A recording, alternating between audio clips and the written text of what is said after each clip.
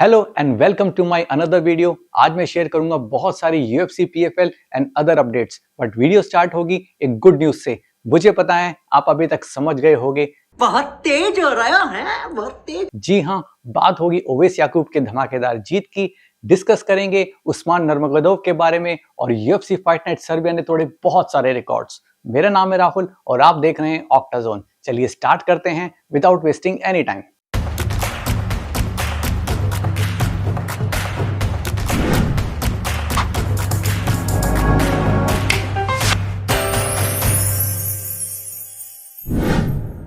Indian son, Oweis Yacoub! तो भाइयों, सभी इंडियन एमएमए फैंस सेलिब्रेट कर रहे हैं क्योंकि ओवैस याकूब ने ब्रेव सीएफ 107 में डेलान जॉर्जियव को फर्स्ट राउंड में ही नॉकआउट कर दिया। इस फाइट से पहले जॉर्जियव अनडिफीटेड थे। वो बात अलग है कि सिर्फ 3 ही फाइट्स लड़े थी। भाई साहब, कुछ दिन पहले तक तो बल्गेरिया के वीजा को लेकर टेंशन हो रही थी, लेकिन अंत भला तो सब भला। ओवैस याकूब के करियर की स्टार्ट उतनी अच्छी नहीं हुई थी।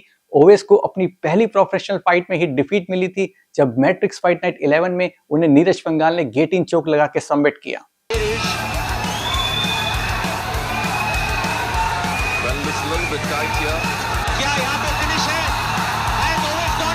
बस वो हार थी और उसके बाद ओवैस याकूब ने मुड़ के नहीं देखा। इस जीत के बाद अब वो 6 फाइट्स विन स्ट्रीक पर हैं। हर फाइट के साथ उनका गेम और कॉन्फिडेंस दोनों ही स्ट्रांग हो रहे हैं। इस फाइट में याकूब स्टार्टिंग से ही काफी ऑफेंसिव थे। इतने सारे फेंट दे रहे थे कि जॉर्जियव को समझ नहीं आ रहा था कि वो कब पंच मारेंगे, कब लेग किक्स या हेड किक्स लगाएंगे और कब टेक डाउन अटेम्प्ट करेंगे। टेक डाउन अटेम्प्ट किया, फिर एक लेफ्ट पंच से डेलान नॉकडाउन हो गया। ओवैस याकूब ने फुर्ती दिखाते हुए ग्राउंड पर दबादब पंचेस लगा दिए।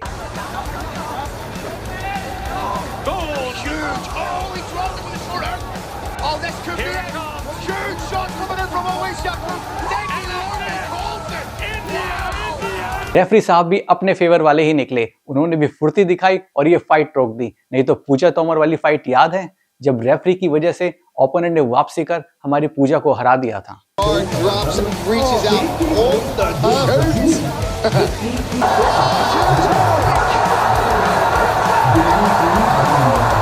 अनफॉर्चुनेटली यूएफसी की तरह ब्रेव की ऑफिशियल वेबसाइट पर फिलहाल अभी तक स्ट्राइकिंग ब्रेकडाउन अवेलेबल नहीं है, बट ये तो श्योर है कि मेजॉरिटी स्ट्राइक ओवैस याकूब की तरफ से आई।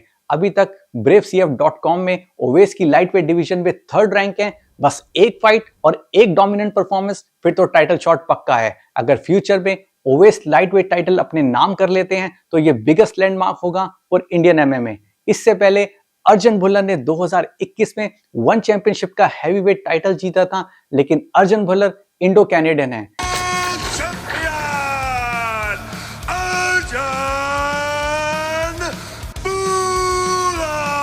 इसलिए ओवैस याकूब के पास वो मौका है as a first Indian MMA fighter to become a champion.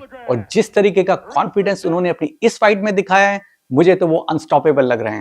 MMA का क्रेज इंडिया में बहुत तेजी से ग्रो कर रहा है और अगर ओवैस याकूब या फिर अंशुल जुबली जैसे एमएमए एथलीट्स कुछ बड़ा अचीव कर लेते हैं तो भाई सच मानो, इंडिया में इतना टैलेंट है, we can easily take over. बस गवर्नमेंट का फाइनेंशियल और लोगों का मोरल सपोर्ट चाहिए। ओवैस याकूब ने ना सिर्फ इंडिया का नाम ऊंचा किया है, इनफैक्ट आज खबीब को भी उनके ऊपर गर्व होगा। अब बात करते हैं पीएफएल की, जहां उस्मान नर्मगोदोव ने अपना लाइटवेट टाइटल डिफेंड किया अगेंस्ट आर्ची कोलगैन, जो इस फाइट से पहले अनडिफीटेड थे। उस्मान ने आर्ची को फर्स्ट राउंड में ही नॉकआउट कर दिया।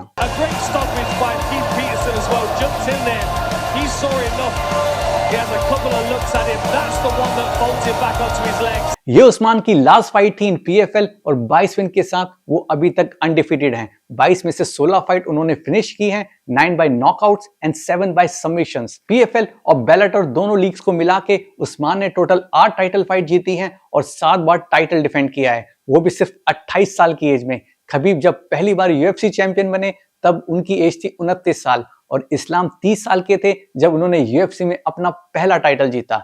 इससे पता लगता है कि उस्मान का पोटेंशियल और स्किल किस लेवल की है।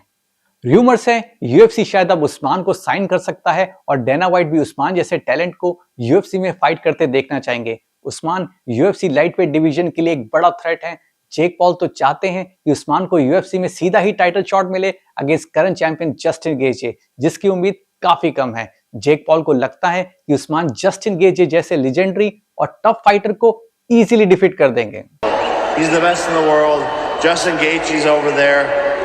Honestly, I think he would make light work of Gaethje. So. लेकिन उस्मान को जेक पॉल की ये बात बिल्कुल पसंद नहीं आई। उन्हें लगता है क्योंकि जेक पॉल एक प्रमोटर है इसलिए कभी कभी ज्यादा बोल जाते हैं, और जब कोई जस्टिन गेजे जैसे लेजेंडरी फाइटर की डिसरिस्पेक्ट करता है उन्हें बिल्कुल भी अच्छा नहीं लगता। You know, guys, like when somebody doesn't give the respect for Justin, this is, to be honest, this is not good. Justin Gaethje is a legend. Khabib भी उस्मान को एमएमए का फ्यूचर मानते हैं, ठीक इस्लाम माखाचेव की तरह। Khabib ने कहा है कि 2020 में उन्होंने इस्लाम के लिए कहा था he is the best in the sport. तब काफी लोग इस बात से सहमत नहीं थे। खबीब ने क्लियर किया है कि आने वाले कुछ टाइम में उस्मान की नेगोशिएशन स्टार्ट हो जाएंगी और जल्द ही पता चल जाएगा कि वो कौन सी लीग के लिए खेलेंगे, यूएफसी या फिर एमवीपी। वैसे भी एमवीपी और पीएफएल का मर्जर अनाउंस हो गया है अंडर एमवीपी बैनर। और अब फाइनली बात करते हैं उस यूएफसी इवेंट के बारे में जिसकी ना तो ज्यादा रील्स, शॉर्ट्स और पोस्ट देखने को मिली क्योंकि एक बकवास हाइप इवेंट के चक्कर में सब पागल हुए पड़े थे। एनीवे, लेट्स मूव ऑन और फोकस करते हैं ऑन यूएफसी फाइट नाइट 283 जो हुआ लास्ट वीकेंड इन सर्बिया बेलग्राद में। और इस इवेंट में दो मेजर रिकॉर्ड टूटे या फिर कह सकते हैं कि क्रिएट हुए। इस इवेंट में टोटल 14 फाइट हुई जिसमें से 12 फिनिशेस देखने को मिली आइदर बाय नॉकआउट और सबमिशन। सिर्फ 2 ही फाइट डिसीजन तक गई।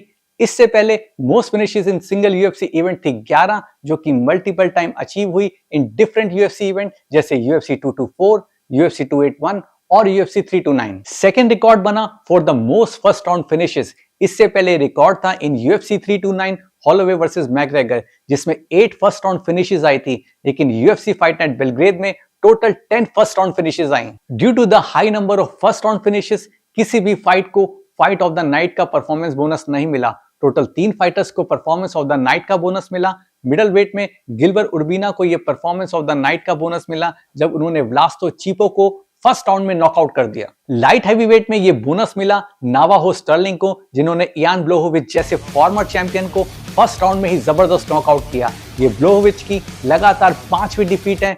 ब्लोहोविच वही फाइटर हैं जिन्होंने इजराइल आदेसेना की ओवरऑल 20 फाइट विन स्ट्रीक और यूएफसी में 12 फाइट विन स्ट्रीक को रोका था।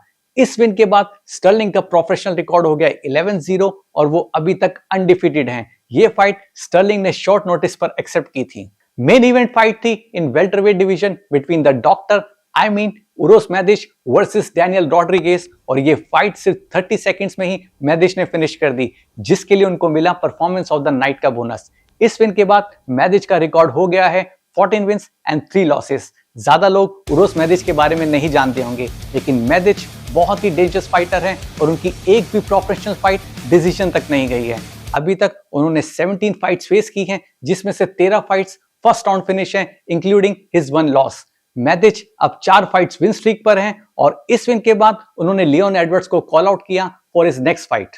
ये यूएफसी का किसी भी बैल्कान रीजन में पहला इवेंट था। अल्बेनिया, बॉस्निया, सर्बिया, मॉन्टीनेग्रो, रोमानिया जैसे बहुत सारी कंट्रीज बैल्कन रीजन के अंडर आती है। सर्बिया 33वीं ऐसी कंट्री बनी जिसमें यूएफसी इवेंट ऑर्गेनाइज हुआ हो। सिर्फ 25 मिनट में सारी टिकट सोल्ड आउट हो गई।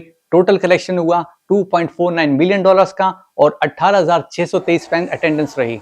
ये बेलग्राद एरिना की अभी तक की सबसे ज्यादा रेवेन्यू कलेक्शन है। अगर फ्लेयर इंसिडेंट को छोड़ दें तो सर्बिया ने डैना वाइट और यूएफसी को बिल्कुल भी डिसअपॉइंट नहीं किया। तो ये थी कुछ important news about recently held fights और उनके रिजल्ट पर। इस वीकेंड 9 अगस्त को एक और यूएफसी फाइट नाइट होने वाला है जिसका मेन इवेंट बहुत इंटरेस्टिंग और एक्सप्लोसिव होने वाला है। Bout between Quillan Salkilld and Mateusz Gamrot. मेरा तो फुल सपोर्ट है गैमरॉट को क्योंकि सैलकिड वही फाइटर है जिसने अपने अंशुल जुबली को नॉकआउट किया था। अर्ली स्टॉपेज था यार वो, आप ही देखो।